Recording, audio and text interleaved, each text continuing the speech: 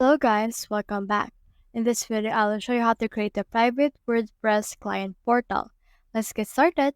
So in order to do that, let me just head over and then show you this. So this page of mine, which is Taylor's Photos, is a client restricted page. So if you want to make this restricted to only that client with password, that you can do is you can head over and click on this edit option right here.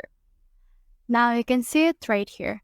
What you can do is you can head over and install this password protected right here. As you can see, I've installed that already. And this is what it looks like. So what you can do is you can head over and copy this particular shortcode and add this right here. Click on this plus icon and add shortcode from there.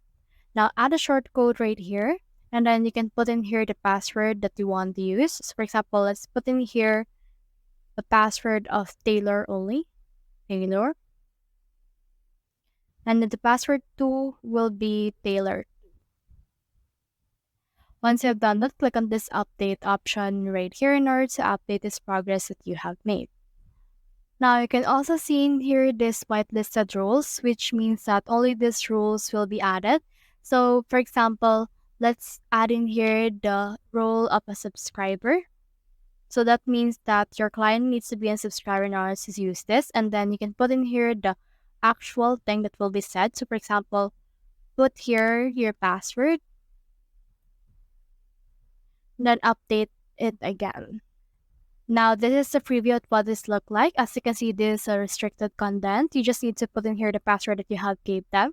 So for example, let's add in here the name Taylor, which is our password, and click on enter right here in order to enter this particular thing. So once you have done that, you can see that it will show you the actual page that you have. So that's the whole process. If you have found this video helpful, simply leave a like or subscribe because it helps reach more people. See you soon.